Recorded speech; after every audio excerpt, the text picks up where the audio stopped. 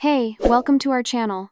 Make sure to subscribe and turn on the bell so you never miss our latest content. I used to believe our life was a carefully composed photograph, the kind you'd see in a frame on a mantelpiece, perfectly lit and slightly out of focus around the edges to soften the harshness of reality. In this picture, there was me, Elias, a man who found comfort in the steady rhythm of predictability. There was our daughter, Lily, all of 5 years old, a vibrant splash of color at the center of our world. And then there was Clara. My Clara. For 10 years, she was the light source in that photograph, the one who made everything else glow. We lived in Bellevue, a suburb of Seattle where the lawns were green year-round and the quiet hum of weekday life was a comforting soundtrack. Our house was a 2-story Craftsman, identical to a dozen others on our street, a fact that never bothered me.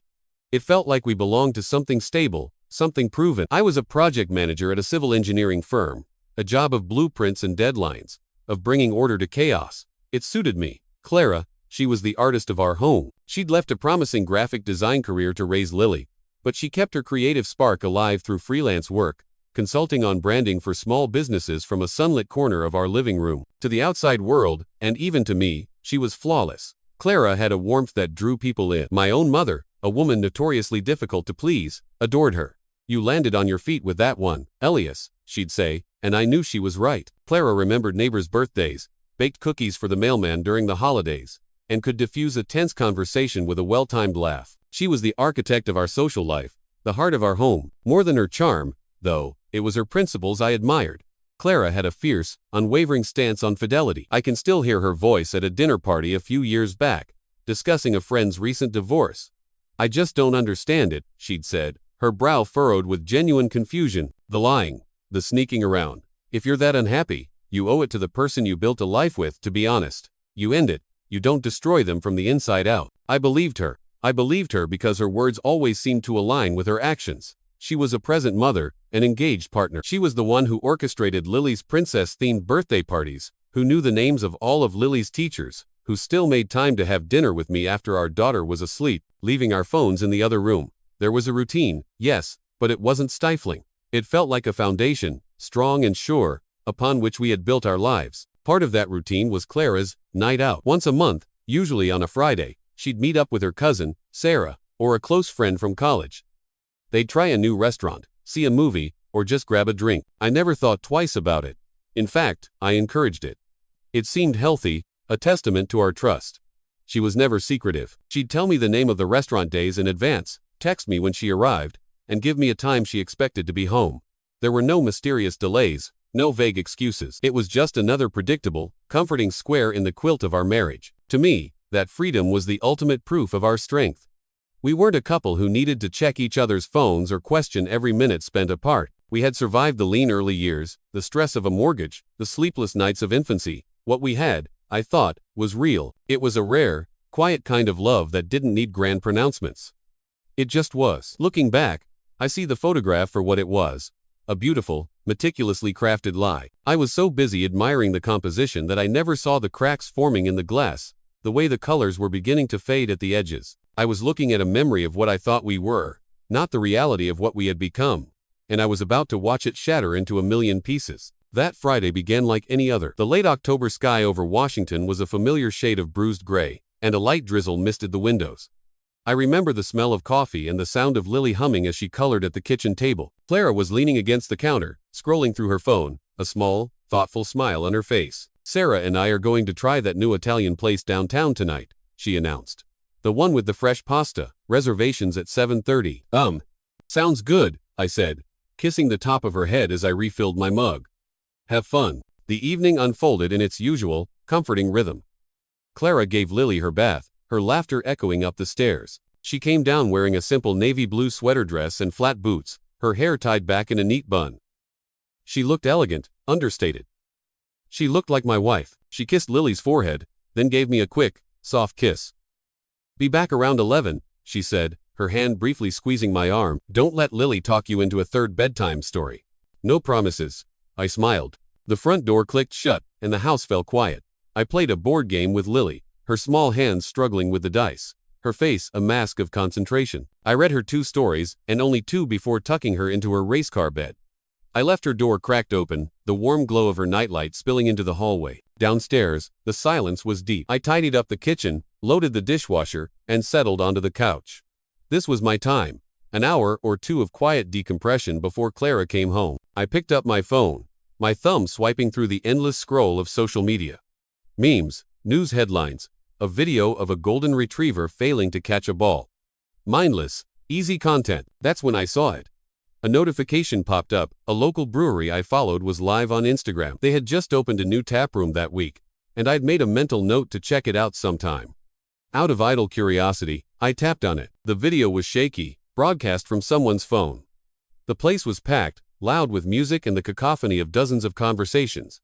A bearded brewer was talking about their new IPA. I almost swiped away, but for some reason, I kept watching. The camera panned across the crowded room, showing smiling faces, tables filled with glasses of beer, the general chaotic energy of a popular new spot. And then the camera moved toward a corner alcove, furnished with mismatched vintage furniture. There was a plush, faded red sofa under a low-hanging amber light. A small group of people was laughing. My thumb froze over the screen. Sitting on that sofa, turned slightly away from the camera, was a woman. She was holding a tall, slender glass of what looked like cider.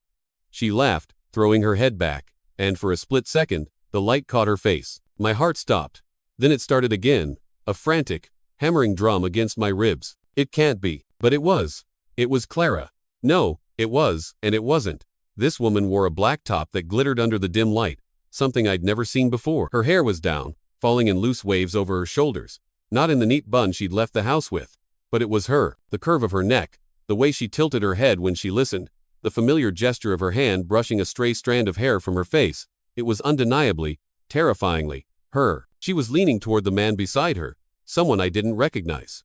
He had dark hair and was wearing a leather jacket. He said something, and she touched his arm, her smile intimate and easy.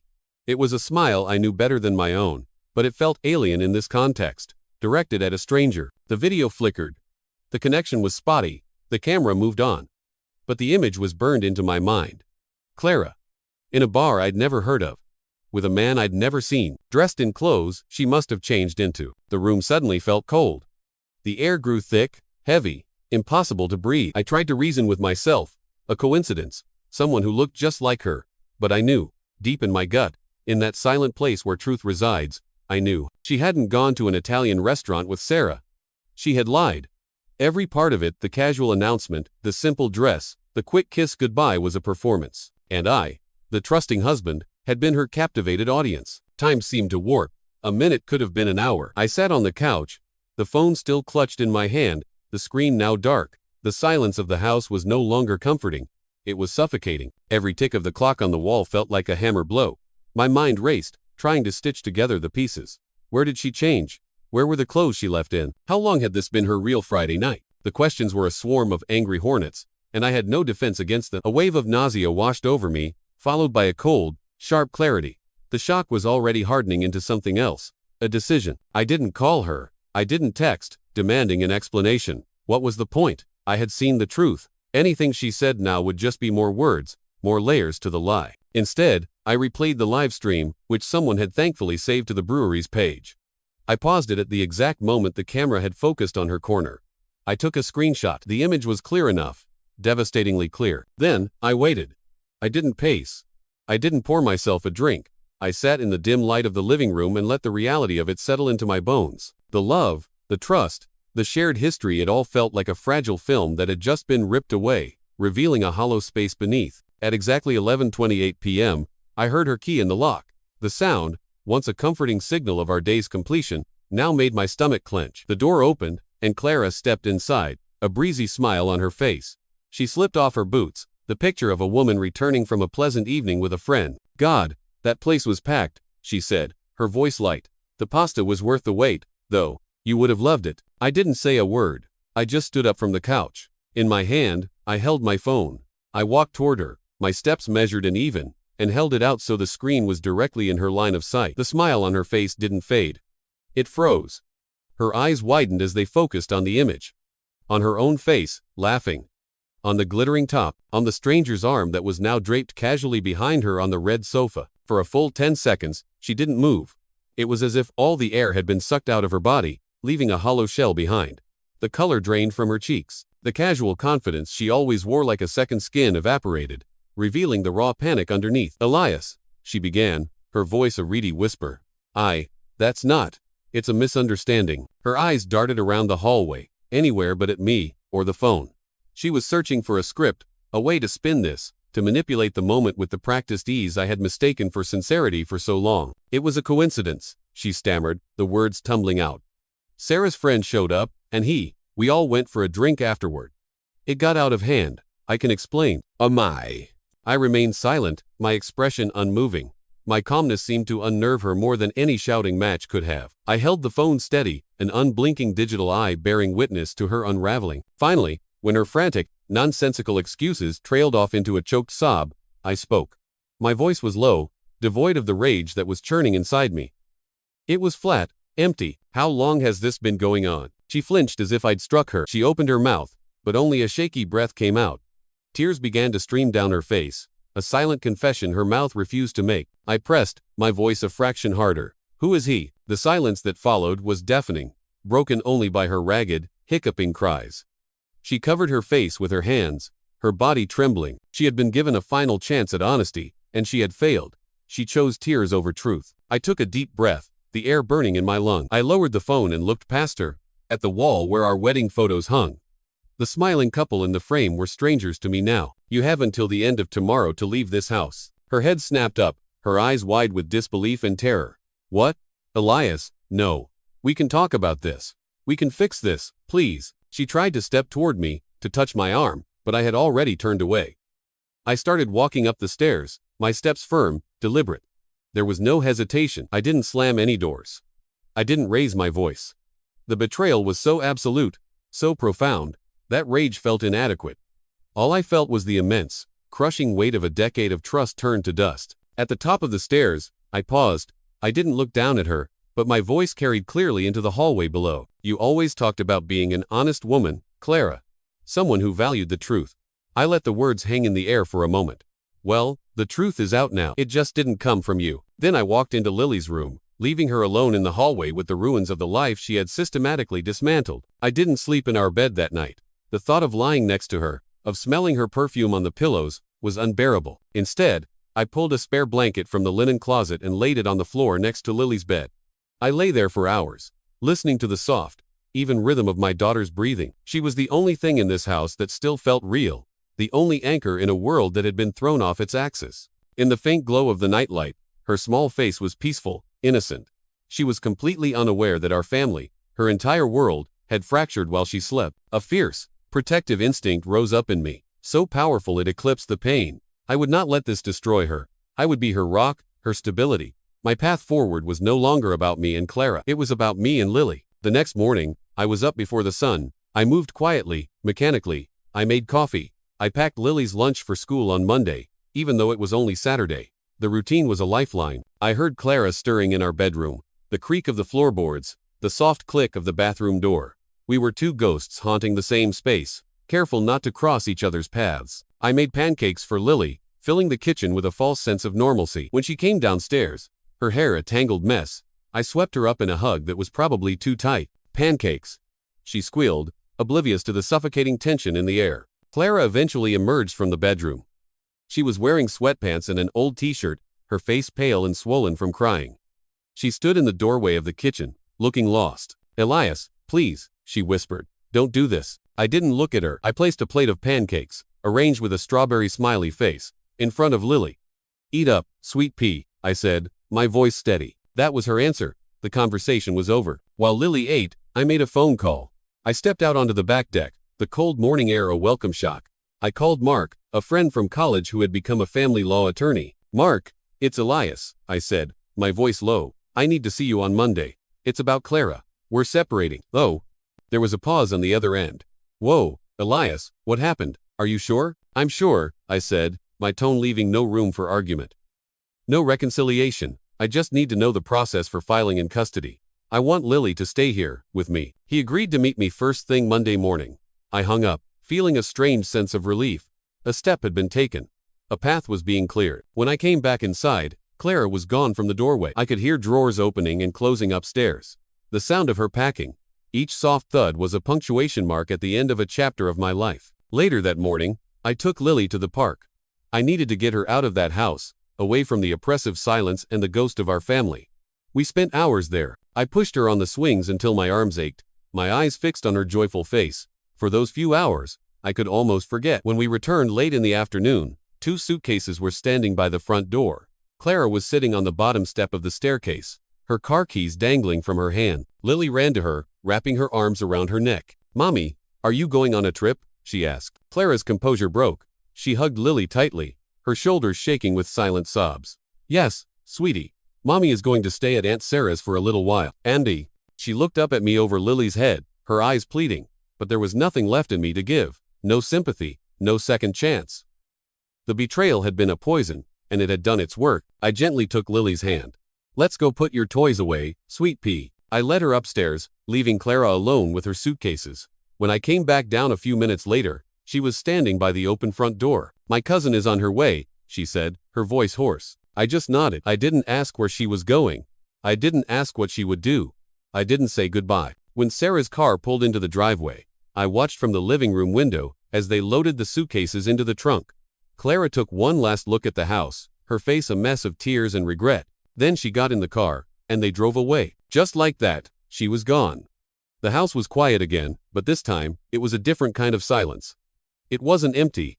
It was clear. The first day without her was a blur of logistics and distractions. But on Sunday, after dropping Lily off at my mom's for a few hours, I returned to the house and was struck by the sheer volume of her presence. Her favorite mug was still by the coffee maker. Her half-read book was on the nightstand. Her floral-scented perfume lingered in the air of our bedroom. She was gone, but her ghost remained in every room. I knew what I had to do. This wasn't about anger or revenge. It was about survival. It was an emotional exorcism. I started in the bathroom. Her collection of lotions and serums, the hairbrush with strands of her dark hair still tangled in the bristles, her toothbrush sitting next to mine in the holder. One by one, I gathered them and placed them into a cardboard box. I worked methodically, my movements precise. I didn't allow myself to think, only to act. The hardest part was the closet. Her clothes still hung there, a vibrant collection of colors and fabrics that seemed to hold her shape. I could picture her in each one. The yellow sundress she wore to Lily's last birthday, the professional blazer from her freelance meetings, the soft, worn-out sweatshirt she loved to wear on lazy Sunday mornings. For a moment, the weight of the last 10 years pressed down on me, and I had to lean against the doorframe to catch my breath. But then I thought of the glittering top in the video, the costume for her other life, and the grief was once again replaced by that cold, hard resolve. I took the clothes off their hangers, folded them neatly, and placed them in boxes. I packed her shoes, her jewelry, the framed photos of her with her college friends. I sealed each box with packing tape, the screeching sound echoing through the quiet house. I left the boxes stacked in the guest room. I sent her a short, clinical text. "Your things are packed. Let me know when you want to have Sarah come pick them up." She didn't reply. After the physical clutter was cleared, I moved on to the digital. I sat at my laptop and began untangling our shared life. I changed passwords on our streaming services and online accounts. I removed her as an authorized user on my credit card. I created a new folder on my desktop titled Divorce and started compiling a list of documents, bank statements, mortgage papers, car titles. Each click, each keystroke, was a small act of reclamation. I was taking back control. When I picked Lily up from my mom's that afternoon, she was happy and full of stories about baking cookies. Holding her small hand in mine as we walked to the car, I felt a sense of purpose solidifying within me. This was my world now, just the two of us. That night, the inevitable question came. As I was tucking her into bed, she looked up at me, her brow furrowed. "Is Mommy coming home tonight?" I knelt beside her bed, my heart aching. I had been rehearsing this moment in my head all day. I had to be honest, but I had to be gentle. "Mommy is going to stay at Aunt Sarah's house for a little while, sweet pea," I said calmly, taking her hand. "She needs some time to think about things, but she loves you very, very much. And you'll get to see her." "When?" she asked, her voice small. "Soon," I promised. "I'll take you to visit her next weekend. How does that sound?" She seemed to consider this, then nodded. "Okay, can I bring my teddy bear?" "You can," I said, stroking her hair. "I think she would love that." She seemed satisfied. She closed her eyes, and within minutes, she was asleep. I stayed there for a long time, watching her, the fierce, protective love for her a burning light in the darkness of my own grief. I was navigating a new, terrifying landscape. But for her, I would be a mapmaker. I would chart a course through the wreckage and find a safe harbor for us both. The weeks that followed blurred into a new, strange rhythm. Life became a series of legal appointments, shared calendars, and carefully managed conversations. The divorce was surprisingly swift. On Mark's advice, I offered Clara a fair division of our assets. There was no fight. In one of the few emails she sent directly to me, forwarded by her lawyer, she agreed to all the terms. She also stated that she didn't feel stable enough to pursue primary custody. I need to figure out who I am again, she wrote. Lily needs stability. She needs you. I read the email, felt a flicker of something, not pity, but a detached sort of sadness, and then moved on. The court finalized it 3 months after she left. Lily would live with me. Clara would have her every other weekend. Those first few handovers were excruciatingly awkward. I'd drive Lily to Sarah's small apartment. Clara would be waiting outside, looking smaller, more fragile than I'd ever seen her. She would hug Lily tightly, her eyes watery, avoiding my gaze. I never went inside. I'd wait in the car or make small talk with Sarah, counting the minutes until it was time to leave. We were two strangers bound by the child we had created together, performing a painful, necessary choreography. As autumn turned to a damp Seattle winter, our little house of two found its footing. We created new traditions. Friday nights became movie nights, with a mountain of popcorn on the couch. Sunday mornings were for making giant pancake messes in the kitchen. I started leaving work early twice a week so I could be the one to pick her up from preschool. I attended parent-teacher conferences, chaperoned a field trip to a pumpkin patch. I was more present than I had ever been, and I could see the effect it had on her. The quiet anxiety she'd had in the first few weeks began to fade, replaced by the bright, easy confidence of a child who knows she is unconditionally loved. Our bond, already strong, became unbreakable. News of Clara trickled in through the grapevine. 6 months after the divorce, she moved to Portland. She'd taken a job there, wanting a fresh start away from the memories and the people who knew our story. My mom heard from Sarah's mom that Clara was in therapy, that she had joined a painting class, that she was trying to rebuild her life from the ground up. I held no bitterness. Her life was her own now. It had no bearing on mine, other than her role as Lily's mother. Her contact with Lily became more distant. Phone calls became video chats. Weekend visits sometimes had to be rescheduled. She always sent cards on birthdays and holidays, filled with looping, heartfelt script. I made sure Lily always had time to talk to her, to feel her mother's love, even from a distance. Mommy's on an adventure to find herself. I'd explain simply, and that seemed to be enough for a 6-year-old. My own life began to open up in small ways. Friends, who had respectfully kept their distance, started inviting me out again. I joined a weekend hiking group. I rediscovered my love for woodworking in the garage, the scent of sawdust, and the focus of the craft a form of meditation. People asked about Clara, of course. I kept my answer simple and final. We grew apart. It was for the best. There was no need to share the ugly details. My dignity was not for public consumption. Slowly, without my even realizing it, I stopped being Elias, the guy whose wife left him, and just became Elias again. A single father, yes, but a man who was whole on his own. The gaping wound of betrayal was no longer a raw, open sore. It was becoming a scar, a permanent reminder of the past, but something I could live with. It no longer defined me. The real turning point didn't happen in a lawyer's office or during a difficult conversation. It happened on a completely ordinary Tuesday afternoon, almost a year after Clara had left. The sky was that brilliant, clear blue that only happens in the Pacific Northwest after a long stretch of rain. I was waiting outside Lily's kindergarten classroom, leaning against the brick wall, when the bell rang. A flood of small, loud humans burst through the door, and a moment later, I saw her. Her pigtails were bouncing as she ran toward me, a piece of paper clutched in her hand. "Daddy, Daddy, look what I made," she yelled, her face beaming. She held up the drawing. It was a classic piece of kindergarten art. The grass was a green scribble, the sun a yellow circle with lines sticking out, the sky a smear of blue. In the middle were 2 figures. One was tall, with brown stick figure hair that was supposed to be mine. The other was small, with pigtails. We were holding hands, but it was the words she had painstakingly written at the bottom, in big, wobbly letters, that made me catch my breath. "Daddy, you are my hero." I stared at the drawing, at those 5 simple words, and in that moment, everything clicked into place. The pain of the last year, the anger, the confusion, the lonely nights had all receded, replaced by a profound, overwhelming sense of clarity. I knelt down on the pavement, pulling her into a tight hug, my cheek pressed against the top of her head. I breathed in the scent of her hair, a mix of playground dirt and fruity shampoo. She was real. Our love was real. This was what mattered. The end of my marriage hadn't been the end of my story. It had been a violent, necessary demolition to clear the ground for something new, something better. Standing up, I took her small hand in mine, the crinkled drawing held carefully in my other. Walking home, I realized I no longer looked back with bitterness.